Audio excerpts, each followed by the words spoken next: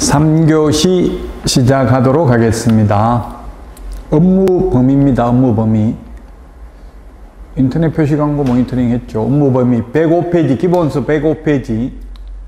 먼저 업무 지역 범위, 이 부분은 시험에 잘 안 나오기는 합니다. 법인, 공인중개사, 인계업공개사 전국이고요. 부칙개공. 부칙개공은 옛날 복덕방 하던 분들 자격증 없이 시도입니다. 시도 원칙. 다만 부칙개공도 정보망에 가입하고 그 정보망을 이용하여 중개행위를 하는 경우에는 그 정보망에 공개된 물건에 한하여 업무지역 바깥에 있는 것도 가능합니다. 즉 전국적으로 가능합니다. 이 부칙개공이 업무지역 범위를 위반하면 6월 이하의 업무정지인데 이거는 2006년 이후 지금까지 출제되지는 않았습니다. 부칙개공이라는 말 들어가는 것은 시험에는 거의 안 나옵니다. 최근 15년간 시험에 나오지 않았다고요?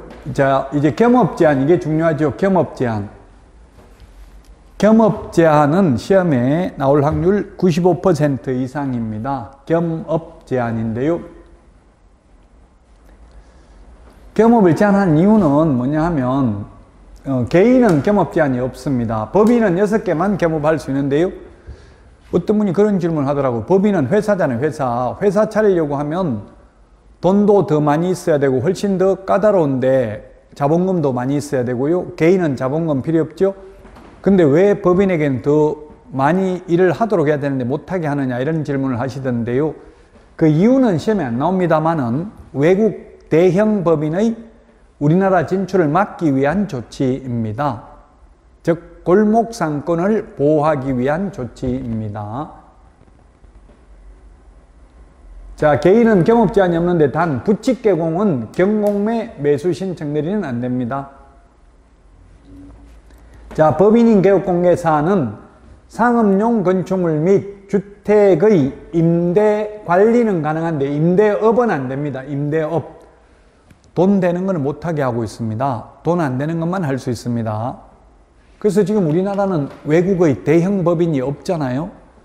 외국은 홍콩이나 미국, 캐나다, 뭐 유럽, 호주 이런 나라들은 그 나라에서 가장 큰, 우리나라 같으면 예를 들면 삼성전자 이런 가장 큰 회사가 중개법인입니다. 그런데 지금 우리나라는 이름만 들으면 알 수 있는 큰 중개법인은 없습니다. 왜냐하면 돈 되는 걸 못하게 하기 때문에 들어오기가 쉽지 않다는 이야기입니다. 그래서 임대업은 안 되고 임대관리대행만 할 수 있습니다. 월세 대신 받아주고 청소 잘하는지 이런 거 제가 관리대행 이거 하는데 다가구 주택 19세대가 거주하도록 되어 있는 다가구 주택 한 달에 20만 원 받았어요. 관리대행하고 그 월세 같은 거 대신 받아줘야 되는데 굉장히 힘들어요. 20만 원 받는 게 돈 안 된다는 이야기입니다. 임대업을 하면 방 한 칸만 임대해도 월세 뭐 한 40만 원 가까이 대부분 받죠. 지금 월세는 서울이든 비수도권이든 거의 차이가 별로 없습니다. 월세는 뭐 전국적으로 최소한 20만 원 이상은 다 하고요. 서울도 한 40만 원대더라고요. 우리 학원 옆에 여기 보니까 물어보니까 43만 원, 42만 원 이렇다 하더라고요. 원룸. 밖까지 식사 제공도 돼 있더라고요. 그 식사 제공 어떻게 하는지 물어보니까 물론 쌀 있고 밥 해 먹을 수 있도록 김치 있다고는 하더라고요. 자, 어쨌든 임대업을 해야 돈이 되는데 임대업은 못한다. 임대관리대행만 할 수 있다. 그 다음에 부동산의 이용 개발 및 거래에 관한 상담업은 할 수 있는데 개발업은 안 된다. 개발업을 해야 돈이 되죠. 부가가치를 높이는 게 개발업이잖아요. 개발업은 안 되고 개발에 관한 상담만 할 수 있다. 돈 안 되는 것만 할 수 있다. 골목상권 보호하려고. 그 다음에 개업공개사를 대상으로 경영기법 및 경영정보 제공, 프랜차이즈 가맹점업을 할 수 있습니다. 시험에 공인중개사 대상 X, 소속공인중개사 대상 X, 일반인 대상 X, 개업공인중개사를 대상으로 합니다. 그 다음에 주택 상가 분양대행 가능한데 분양업은 안 됩니다. 자기가 지어서 분양하는 건 안 되고 남이 지어놓은 거 분양 대행하는 것만 가능합니다. 분양 대행 수수료는 100만 원부터 500만 원 정도 밖에 못 받습니다. 근데 분양업을 하면 분양만 잘 되면 50% 남는다 하더라고요. 그래서 보통 그 건설회사에서는 분양이 너무 잘 되면 그 분양가 산정한 임원들 잘린대요. 약간 미분양 나는 게 오히려 더 좋다고요. 50%만 분양돼 버리면 이미 이 원가는 다 만회했기 때문에 그렇죠. 한 60% 정도 분양되고 나머지는 미분양되는 게 더 좋다는 이야기입니다. 100% 분양돼 버리면 분양가가 너무 낮다는 이야기죠. 물론 지금은 뭐 분양가 상한제 적용되는 지역의 경우는 마음대로 분양가를 올릴 수는 없습니다만은 지금 요즘 보니까 분양가가 비싼 곳은 미분양이 많이 나고요. 지금도 뭐 부동산 경기 하락하고 있다고 하지만 84제곱미터 수도권에서 보니까 한 4억 원대까지 5억 안 되는 거 분양가 4억대까지는 분양 잘 되더라고요. 근데 한 8억 넘는 거는 서울에서도 10억 넘는 거는 분양이 잘 안 되더라고요. 보니까 분양가 상한제 적용 안 받는 것은 주변 시세보다 오히려 더 비싸니까 그렇겠죠. 자, 어쨌든 분양 대행은 가능한데 분양업은 안 되고요. 토지 분양 대행은 안 됩니다. 주택 상가 분양 대행만 가능합니다. 그 다음에 도배, 이사업체 소개 등 주거 이전에 부수되는 용역 알선업은 할 수 있는데 용역업은 안 됩니다. 도배업 안 됩니다. 용역 알선업은 됩니다. 용역이라는 건 노무를 제공하는 것, 서비스를 제공하는 것, 즉 이삿짐센터 직접 운영하는 건 안 되고 이삿짐센터 소개시키는 것만 됩니다. 이삿짐센터 직접 운영하면 50% 남는다 하더라고요. 근데 이삿짐센터 소개하면은 제가 해보니까 한 2만원, 3만원, 5만원 최대 이 정도 주더라고요. 돈 안 되죠. 그 돈 안 되는 것만 할 수 있다. 경공매 매수 신청들이 입찰들이 할 수 있는데 부칙개공은 경공매 매수 신청들이 못한다. 옛날 복덕방 하던 분들 자격증 없이 이분들은 경공매 매수 신청들이는 안 된다. 왜냐하면 경공매는 매수 신청들이 하려면 법률 지식이 좀 있어야 되기 때문에 그렇죠. 자, 이 경매 부동산에 대한 매수 신청들이 입찰들이 하려면 법원에 등록하고 그 감독을 받아야 됩니다. 이런 겸업을 하고 받는 수수료는 중개보수가 아니기 때문에 0.9% 초과해서 받아도 됩니다. 컨설팅 수수료 많이 받아도 법 위반 아닙니다. 분양 대행 수수료 MGM 많이 받아도 법 위반 아닙니다. 자, 요거 시험에 거의 해마다 출제되고요. 다음은 고용인입니다. 109페이지 고용인인데 고용인은 직원이고 고용자는 사장입니다. 자, 두 가지가 있죠. 자격증 따가지고 취직하면 소속공인회사, 자격증 없이 취직하면 중개보조원입니다. 자격증을 취득한 소속공인회사는 중개 업무를 할 수도 있고 보조할 수 있습니다. 근데 중개보조원은 현장 안내, 일반 서무 등 단순한 업무 보조만 할 수 있고 중개 업무는 못합니다. 둘 다 소속공인회사나 중개보조원이나 고용을 한 때에는 업무 개시 전에 고용신고해야 되고요.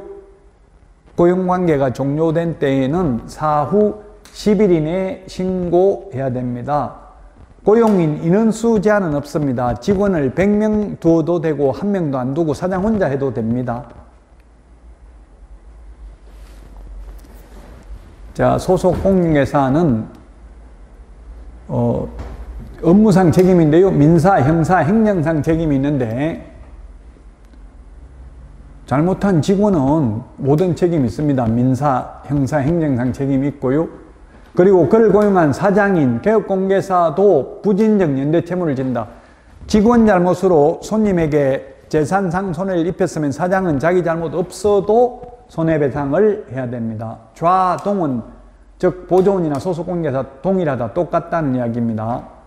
형사상 책임인데 직원 잘못했을 경우 사장에게도 벌금을 부과할 수 있는데 요거는 과실책임입니다. 과실책임.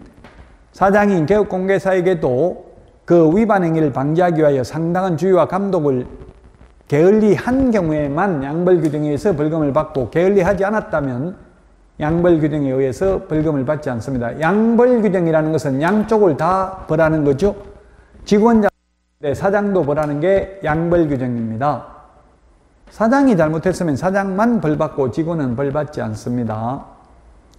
자, 그 다음에 소속 공인중개사는 미리 실무교육 받아야 되고요. 취직하려면. 여러분들 그래서 자격증 취득하면 개업을 하거나 취직하려면 실무교육 받고 장롱면허로 계속 가지고 있으려면 실무교육 받을 필요 없죠. 직무교육도 취직을 할 사람만 받으면 됩니다. 자격증 없는 사람은 직무, 자격증 있는 사람은 실무교육 받아야 됩니다. 앞에서 교육제도 했죠. 지난주에. 소속 공인중개사는 자격 취소, 자격증 리처분을 받을 수 있지만 보조원은 행정처분 대상 아니고요. 그 다음에 가태료 처분. 소속 공인중개사는 자격 취소되는데 자격증 7일 이내 미반납하면 100만 원 이하의 가태료. 중개보조원은 가태료 대상이 아닙니다. 자, 그 다음에 공인중개사법상 소속 공인중개사는 계약서 확인설명서에 서명 및 날인해야 됩니다. 당해물을 한 경우. 모든 소속공인중개사가 다 하는 것이 아니라 그 업무를 수행한 소속공인중개사만 서명 및 날인하면 됩니다. 자, 그 다음에 소속공인중개사는 인장 등록해야 됩니다. 보조원은 서명 날인 의무도 없고 인장 등록 의무도 없습니다. 그 다음에 소속공인중개사는 분사무소, 자기가 근무하고 있는 회사 분사무소 책임자 될 수 있습니다. 보조원은 불가능합니다. 그 다음에 실거래가 가격 신고, 부동산 거래 신고서 제출 대행을 소속공인중개사는 할 수 있습니다. 중개보조원은 제출 대행할 수 없습니다. 자, 그 다음에 인장 등록 보도록 하겠습니다. 인장 등록이라는 것은 도장, 계약서 확인설명서에 찍을 도장을 이 도장을 계약서에 앞으로 찍을 겁니다 하고 미리 도장 찍어서 제출하는 것을 인장 등록이라고 합니다. 인장 등록은 법인의 경우는 상업등기규칙에 의해서 신고한 법인의 인장입니다. 법인의 대표자 인장이 아니라 대표자 자연인 인장이 아니라 법인의 인장을 등록해야 되고요. 분사무소는 법인의 대표자가 보증하는 인장을 등록할 수도 있고 주된 사무소 도장을 가져다 쓸 수도 있습니다. 개인의 경우에는 7mm 이상 30mm 이내의 실명 도장이면 됩니다. 아바타, 닉네임, 예명, 가명은 안 됩니다. 등록관청에 등록을 하고요. 등록 방법은 법인의 경우 인감증명서 제출로 가름하고 개인의 경우 인장 등록 신고서를 제출하면 됩니다. 인장 등록 신고서 제출하면 된다. 등록인장 변경 등록은 7일 이내 변경 등록합니다. 7일 이내, 사후 7일 이내 변경 등록하면 됩니다. 저한테 수업을 듣고 현업에 있는 분들 연락을 많이 하십니다. 근데 어떤 분, 저한테 수업 듣던 분, 일요일날 연락이 왔더라고요. 등록 인장을 분실했는데 지금 계약서 써야 되는데 어떻게 해야 됩니까? 도장 없는데. 등록 안 된 인장을 사용하면 업무 정지인데 어떻게 할까요? 묻던데. 그래서 제가 새로운 도장으로 사용하고 내일 월요일날 가서 인장 등록을 하십시오. 그거 안 했다고 업무정지 한다면은 방법이 없잖아요. 업무정지 당하더라도 계약을 해야 되겠죠. 지금 등록 인장 없으므로 오늘 계약 안 됩니다. 내일 계약합시다 하면 손님이 내일 오냐고요. 내일 안 올 수도 있으니까. 시험에 나오면 그렇게 하면 안 되겠죠. 반드시 변경 등록한 후 사용을 해야 됩니다. 근데 일요일날 인장 등록하러 갈 수도 없겠죠. 그래서 7일 이내라는 것은 꼭 7일 있다가 변경 등록하라는 의미가 아니라 이 7일이라는 것은 민원인의 편의를 위해서 둔 기간이고 사용하고 싶으면 곧바로 변경 등록한 후에 사용하면 된다는 게 유권 해석이 되겠습니다. 자, 휴업, 폐업입니다. 3월 초가 휴업 신고, 그 다음에 폐업 신고 다 미리 신고해야 되고 등록증 반납해야 됩니다. 등록증 반납하러 가야 되니까 방문 신고만 가능하고 전자문서 안 됩니다. 모두 미리 신고입니다. 3월 초과입니다. 3월 이하 휴업하려면 신고할 필요 없습니다. 미리 신고고요. 그 다음에 한번 휴업하면 6개월을 초과할 수 없습니다. 다만 질병으로 인한 병원에 입원하는 경우, 징집, 군대 가는 경우, 학교 가는 경우, 임신, 출산의 경우에는 6개월 초과할 수도 있습니다. 자, 그 다음에 재개신고인데요. 재개신고, 변경신고 역시 미리 해야 됩니다. 휴업, 폐업은 전자문서 안 되고 방문신고만 가능한데, 재개, 변경신고는 등록증 반납을 이미 돼 있는 상태니까 또 반납 안 하니까 방문신고해도 되고 전자문서도 가능합니다. 재개신고, 변경신고는. 그리고 휴폐업 신고 시 사업자 등록 휴폐업 신고도 같이 할 수 있다. 제가 폐업을 해보니까 등록관청에서 폐업하면서 줄 서가지고 폐업해 본 적은 없습니다. 근데 사업자 등록을 폐업하려고 하면 번호표 뽑아가지고 세무서에서 기다려야 됩니다. 그래서 이제 세무서에 안 가고 등록관청에서 사업자 등록 폐업할 수 있고, 반대로 세무서에 가서 중개사무소 개설 등록을 폐업할 수도 있습니다. 둘 중에 한 군데만 가면 된다는 이야기입니다. 민원인의 편의를 위해서 이렇게 바꿨죠. 자, 간판 철거입니다. 간판은 지체 없이 사유가 있으면 철거해야 되는데요. 철거 사유가 세 가지가 있습니다. 세 가지. 사무소 이전, 폐업, 등록 취소되면 간판 지체 없이 철거해야 되고요. 철거 안 하면 등록관청은 철거 명령을 했는데 따르지 않는 경우 행정 대집행법에 의해서 대집행할 수 있을 뿐이고요. 간판 철거 안 했다고 업무정지, 과태료 부과하지는 않습니다.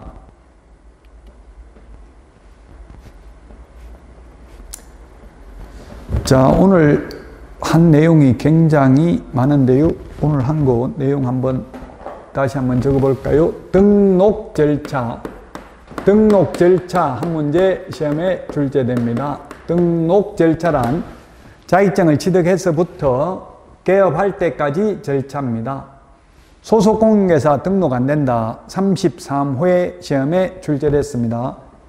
33회가 32회보다 합격자가 많다고 했는데요. 그 이유는 그 수험생들이 올리는 걸 보니까 그렇더라고요. 제가 그 여론조사를 해도 공법이 2차에서는 어려웠는데, 공법 세법이. 그러나 공인중개사법하고 등기법하고 나머지 과목이 상쇄해 주기 때문에 공인중개사법을 고득점 과목으로, 전략 과목으로 선택하신 분은 합격에 무리가 없었다. 이 공인중개사법은 아무리 어렵게 내더라도 80점 받을 수 있습니다. 제 강의만 모두 다 듣고 기본서 5번만 읽어보면 무조건 합격입니다. 가장 확실하게 합격하려면 빨리 시작해야 되고, 확실하게 떨어지려면 늦게 시작하면 되겠죠. 내일 시험 보면 하루 전에 시작하면 그거는 100% 떨어졌다고 봐야 되잖아요. 지금 2차 합격자 중에서 불합격한 비율이 거의 절반, 45%가 넘습니다. 2차만 봐가지고. 그래서 혹시 여러분 중에 2차만 응시하더라도 빨리 시작해야 됩니다. 늦게 시작하면 그만큼 위험률이 올라가는 거죠. 자, 그래서 등록 절차 시험에 한 문제 나오고요. 등록 절차가 있고요. 그 다음에 결격 사유가 있었습니다. 결격 사유, 개업을 하거나 취직할 수 없는 사유 12가지가 있었고요. 결격 사유, 오늘 한 내용입니다. 그 다음에 사무소입니다. 1등록 1사무소입니다. 사무소 하나밖에 안 됩니다. 그런데 예외적으로 법인의 경우 분사무소 둘 수 있습니다. 법인은 분사무소를 둘 수 있다. 단 분사무소는 주된 사무소가 속한 시군구를 제외한 시군구별로 설치하되 시군구별로 1개소를 초과할 수 없다. 분사무소 책임자는 원칙적으로 공인중개사이어야 한다. 다만 특수법인은 그러하지 아니하다. 책임자가 공인중개사일 필요 없다. 분사무소 설치 신고도 주된 사무소 등록관청이 하는데, 주된 사무소 등록관청은 분사무소 관할 시장 군수구청장에게 지체 없이 통보해야 됩니다. 분사무소 설치 사실을. 그래서 사무소 했고요. 그 다음에 사무소 중에서 공동사무소, 합동사무소가 있는데, 공동사무소는 업무 정지기간 중에는 안 된다. 공동으로 사무소를 사용하려면 그 사무소를 사용할 권리가 있는 다른 개업 공인중개사의 사용 승낙서가 있어야 된다. 그 다음에 사무소 이전 신고입니다. 이전 신고. 사무소 이전 신고 사후 10일 이내에 이전 후 등록관청에 신고해야 됩니다. 신고를 받은 이전 후 등록관청은 처리기간은 7일 이내입니다. 왜 처리기간이 7일 이내냐 하면은 결격사유에 해당되는지 여부를 확인해야 되는데 걸리는 시간이 7일이기 때문에 7일 이내에 등록증을 재교부입니다. 관할구역 밖으로 옮기면, 관할구역 안에서 옮겼을 때는 원칙적으로 재교부, 예외적으로 등록증의 기재사항을 변경하여 교부할 수 있습니다. 자, 그 다음에 또 뭘 했냐면 인장등록입니다. 인장등록. 이 각각 다 시험에 한 문제씩 나올 수 있습니다. 인장등록, 계약서 확인설명서에 찍을 도장을 미리 이 도장을 쓰겠습니다 하고 도장을 찍어서 제출하는 것을 인장등록이라고 하는데, 법인 인감도장이어야 하고요, 개인은 인감도장일 필요는 없습니다. 반드시. 물론 인감도장이라도 상관없고요, 단 7mm 이상 30mm 이내의 실명도장이면 된다. 등록인장 변경등록 7일 이내에 해야 됩니다. 법인의 분사무소에서 사용할 인장은 법인의 대표자가 보증하는 인장을 등록할 수 있습니다. 이전 신고 위반하면 100만 원 이하의 과태료, 그 다음에 인장 등록 위반하면 업무 정지 사유가 되겠습니다. 업무 정지 사유. 자, 그 다음에 휴업 신고, 폐업 신고. 휴업, 폐업 신고는 등록증을 반납해야 되니까 방문 신고만 가능하고 전자문서는 안 된다고 했습니다. 방문 신고만 가능하고 전자문서는 안 된다. 왜? 반납하러 가야 되니까. 그러나 재개신고, 변경신고, 변경신고는 방문신고도 가능하고 전자문서도 가능합니다. 왜냐하면 이미 등록증 반납된 상태에서 재개신고하는 거니까요. 휴업은 원칙적으로 3월 초과하는 경우에 신고해야 됩니다. 3월 이하는 신고할 필요 없습니다. 한번 신고하면 6개월간 휴업할 수 있습니다. 다만 부득이한 사유가 있으면 6월 초과할 수 있습니다. 징집으로 인한 입영, 치약, 질병으로 인한 요양, 그 다음에 임신, 출산의 경우에 6개월 초과할 수도 있습니다. 자, 그 다음에 간판 철거가 있습니다. 간판 철거. 간판 철거해야 되는 거 지체 없이 해야 되고요. 지체 없이 안 하면 행정대집행법에 의해서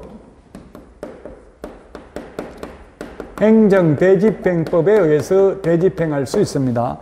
대집행할 뿐이지 과태료나 업무정지 처분 대상은 아닙니다. 자, 그 다음에 사무소 명칭입니다. 사무소 명칭.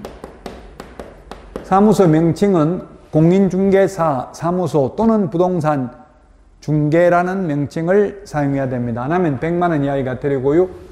5개 광고물이 간판이라고 했죠. 5개 광고물은 반드시 설치해야 되는 건 아닙니다. 다만 5개 광고물을 설치했을 때에는 성명은 반드시 기재해야 되고요. 5개 광고물에 연락처를 반드시 적어야 될 의무는 없습니다. 자, 그 다음에 광고에 대해서 했는데요. 광고하려면 성명, 소연 등 5개를 기재해야 됩니다. 성명, 소연 등. 성명, 개업공개사 성명, 사무소 명칭, 사무소 소재지, 연락처, 등록번호를 명시해야 됩니다.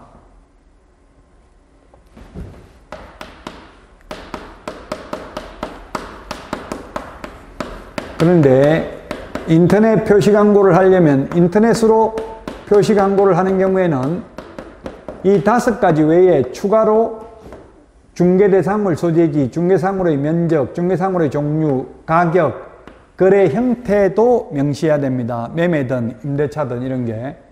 그 다음에 인터넷 표시 광고를 하면서 건축물인 경우에는 8가지를 추가로 더 명시해야 됩니다. 총사방, 개개 입주관입니다. 개개 입주관. 총청수, 사용승인, 사용검사 받은 날, 방향, 방의 개수, 욕실 개수, 입주 가능일, 주차 대수, 관리비를 명시해야 되고요. 이런 것들을 위반하면 100만 원 이하의 과태료입니다. 광고라는 말이 붙는 것, 이게 모든 벌칙에 다 해당된다고 했죠. 허위매물, 미끼매물, 낚시매물, 가짜매물 올리면 500만 원 이하의 과태료, 개업공개사가 아닌 자가 광고하면 1년 이하의 징역이나 1000만 원 이하의 벌금, 그 다음에 시세에 부당한 영향을 미칠 목적으로 높은 가격으로 표시광고를 유도해서 개업공개사의 업무를 방해하면 3년 이하의 징역이나 3천만 원 이하의 벌금이 되겠습니다. 자, 그 다음에 표시광고 모니터링 했죠? 표시광고 모니터링. 표시광고 모니터링. 모니터링이라는 게 뭡니까? 모니터링. 모니터, 우리 컴퓨터 모니터 화면, 텔레비전 모니터 화면 지켜보고 있는 게 모니터링인데요. 감시, 감독, 뭐 이런 뜻인데, 관찰 이런 뜻인데 우리는 감시라고 봐야 되겠죠. 해석을 하기 애매하니까 법조문에 그냥 외래어인데 모니터링이라고 적혀져 있습니다. 허위매물 올리는지 지켜보는 거라고 했습니다. 모니터링은 기본 모니터링이 있고 수시 모니터링이 있습니다. 기본 모니터링은 분기별로 실시하는 게 기본 모니터링이고 수시 모니터링은 수시로 실시하는 게 수시 모니터링입니다. 기본 모니터링 계획서는 12월 31일까지 다음 연도 모니터링 계획서를 제출해야 되고요. 수시 모니터링은 수시로 필요한 경우 제출하고요. 그리고 나서 모니터링을 실시하고 모니터링이 완료되고 나면 국토교통부 장관에게 기본 모니터링은 30일 이내, 수시 모니터링은 15일 이내 국토교통부 장관에게 통보를 해야 됩니다. 그러면 통보받은 국토부 장관은 시도의사 및 등록관청에 조사 및 조치를 요구할 수 있고요. 조사 및 조치 요구를 받은 시도의사나 등록관청은 신속하게 조사 및 조치를 완료하고 10일 이내 그 결과를 국토교통부 장관에게 통보를 해야 됩니다. 자, 오늘 했던 내용 시험에 많이 나오는 내용입니다. 중요한 내용이죠. 자, 꿈을 이루고자 하는 용기만 있다면 모든 꿈은 이룰 수 있다. 여러분 이제 처음 공부 시작하는데요. 이 마음 끝까지 가지고 가시는 게 중요합니다. 수업도 끝까지 뭐 인터넷으로 수업을 들어도 학원 수업 듣는다 생각하시고 끝까지 그 정해진 루틴을 정해가지고 딱 정해진 시간에 강의 듣고 이렇게 해야 되지 듣다 안 듣다 이렇게 하면 리듬이 깨져가지고 굉장히 힘들어집니다. 그래서 딱 정해진 시간에 무조건 수업 알든 모르든 들어야 되고요. 나중에 지금은 오히려 모르는 걸 할 때는 쉽습니다. 듣고 있는 게. 근데 다 아는 것을 하는데도 처음 듣는 것처럼 계속 들어줘야만 끝까지 수업 들으면 거의 90% 이상 합격합니다. 지금 31%잖아요. 2차 합격률이. 학원 안 다니는 분들 다 포함해가지고 보니까 여자분들이 조금 합격률은 높더라고요. 응시 인원은 남자분이 높고요. 거의 여성분들이 한 52% 가까이 되고요. 남자분이 한 48% 거의 비슷합니다. 근데 응시 인원은 남자분이 한 51% 되고 여자분이 한 49% 정도 됩니다. 그래서 여자분들이 합격률이 높은 게 제가 판단할 때는 꼭 머리가 좋아서 라기보다는 오히려 순수하게 그냥 시키는 대로 강사들 시키는 대로 하기 때문에 합격률이 저는 높다고 봐요. 아무것도 모르기 때문에 건축물대장, 토지대장 이런 거 한 번도 안 봤기 때문에 여러분들 처음 공부하시면 이런 건축물대장, 토지대장, 등기사항증서 이런 거 직접 공부 떼보고 공부를 하시라고 했죠. 그러면 훨씬 더 아마 도움이 될 겁니다. 여러분들 고생 많이 하셨고요. 다음 주에 다시 찾아뵙고 마치도록 하겠습니다. 수고하셨습니다.